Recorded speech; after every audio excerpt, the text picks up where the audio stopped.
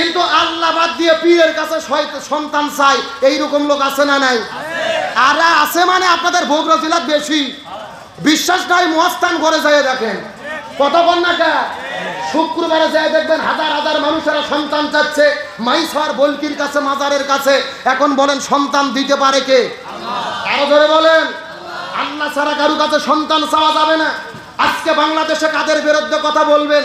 এই বাংলাদেশে কিছু বক্তা আছে, এই বক্তাগুলোই মানুষদেরকে শিরিক শিখায়, বিদআত শিখায়। এমন বক্তা আছে আল্লাহর নামে জিকির করে না, জিকির করে বাবার নামে। জোরে বলেন কার নামে? দয়াল বাবা, কেল্লা বাবা, ফতে বাবা, গরিব বাবা, মিসকিন বাবা, আলু বাবা, পুটল বাবা, মূলো বাবা, ওরেব বাবা। এ আছে না নাই?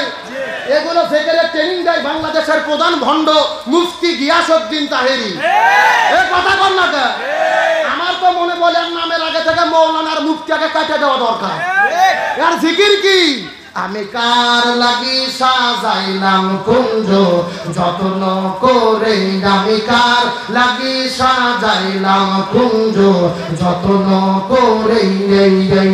তুমি আইলা না গো মুর্শিদ, আইলা না গো রিজভি বাবা, আমার ভাঙা ভবরে আমি কার লাগি সাজাইলাম কুঞ্জ যত্ন করে। মদিনার গোলামি আমায় দেই জালালি মোরে, মদিনার গোলামি আমায় দেইও মাশাআল্লাহ।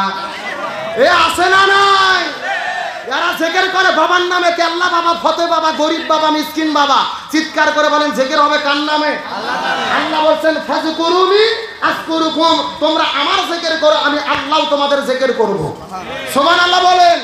হাদিসের মধ্যে সাথে চারটা শব্দ ছাড়া জিকির করা জায়েজ নাই।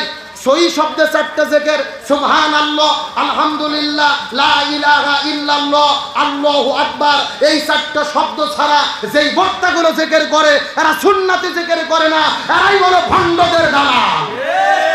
এরকম ভণ্ড আছে না নাই? আর ওই গিয়াসউদ্দিন তাহেরি আলেমদের বিরুদ্ধে ফতোয়া দেয়, শাইখ আহমদুল্লাহর বিরুদ্ধে কাফের বলে ফতোয়া দেয়, অথচ নিজেই গান গাইতে যায় কাফের হয়ে যায়।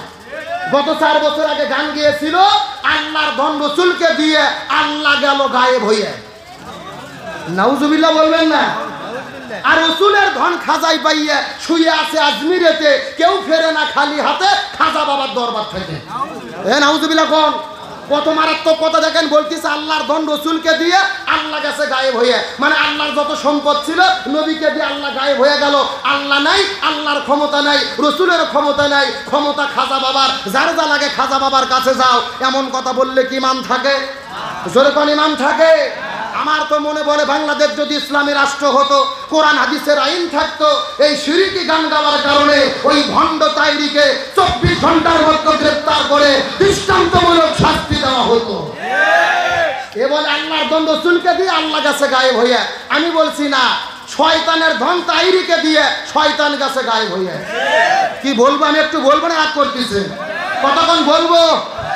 শয়তানের ধন তাহেরি রে দিয়া গেলেন শয়তান গায়েব হইয়া, শয়তানের ধন তাহেরি পাইয়া ঘুরতে আসে মাহফিলে, কেউ ফেরে না ঈমান নিয়ে ভণ্ড তাহেরির মাহফিল থেকে। আরো জোরে কোন? এই সমস্ত আলেমদের বক্তাদের ওয়াজে গেলে মানুষ ঈমান থাকতে বেশি হবে, এদের মাহফিলে গেলে আরো ঈমান মানুষ হারা হয়ে যাবে। তবে ধরা পড়েছে মুফতি গিয়াসউদ্দিন তাহেরি, ধরা খাইছে তাহেরি। মুফতি আলী হাসান ওসামা তাকে চ্যালেঞ্জ করেছে 48 ঘন্টা, অনলাইন অফলাইন কোথায় পারবা আসো, তোমার সঙ্গে চ্যালেঞ্জ করব। মুফতি তারপরে তাহেরির কোনো খবর নাই, খুঁজে পাওয়া যাচ্ছে না। তার মানে বোঝা যায় শক্তের ভক্ত নরমের জম। কথা কর না কে? শাইখ আহমদুল্লাহ কথা বলে না, চুপ থাকে দেখে তার বিরুদ্ধে লেগেছে। তাহেরির বিরুদ্ধে ফতোয়া দিয়েছে আলাউদ্দিন জিয়াদি। ও বলেছে তাহেরি হলো বাউল বক্তা, এই তাহেরির পেছনে নামাজ হলে, নামাজ পড়লে নামাজ হবে না। আল্লাহু আকবার কোন? এটা আমাদের ফতোয়া না। আলাউদ্দিন জিয়াদি ওরই জাত ভাই, ওরই ঘরনার ভাই, আটরশি দরবারের যিনি একটা আলেম, সে ফতোয়া দিল তার বিরুদ্ধে। আজকে আমরা শাইখ আহমদুল্লাহর পক্ষে কথা বললে তাহেরির ভক্তরা বলে আমরা শাইখের দালাল। আমরা বলতে চাই, ও তাহেরি ভাই, আলাউদ্দিন জিয়াদি কার দালালি করতেছে একটু প্রকাশ করো জাতির সামনে। ও বলতেছে তাইরি হলো বাউল বক্তা, তার কারণ তাইরির ভেতরে আর মমতাজের মধ্যে কোনো পার্থক্য নাই। এই কথা বল না, ওই তাইরি মাইক পাইলেই নাচানাচি, মাইক পাইলেই লাফালাফি। ওই তাইরির গান বিয়ের বাড়িতে চলে, মমতাজের গানও বিয়ের বাড়িতে চলে। তাইরির গান হিন্দুদের পুজোয় চলে, মমতাজের গানও পুজোর মধ্যে চলে। তার মানে বোঝা গেল মমতাজ আর তাইরির মধ্যে কোনো পার্থক্য নেই।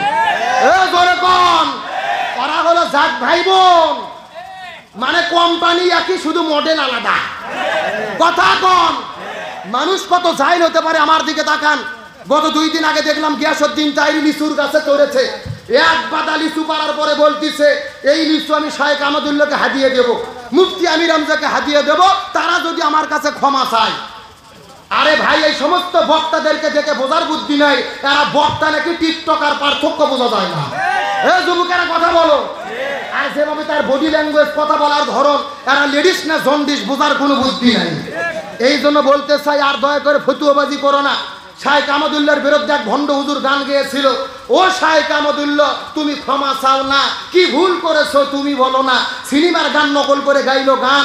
গতকালকে লাইভে সেই ভণ্ড বক্তা বলতিছে আমি খুবই বিপদে পড়েছি, আমাকে একটু হেল্প করেন, আমাকে সাহায্য করেন, এলাকার মানুষ আমাকে দেখতে পারতেছে না, যেখানেই যাই অপমানিত হচ্ছি।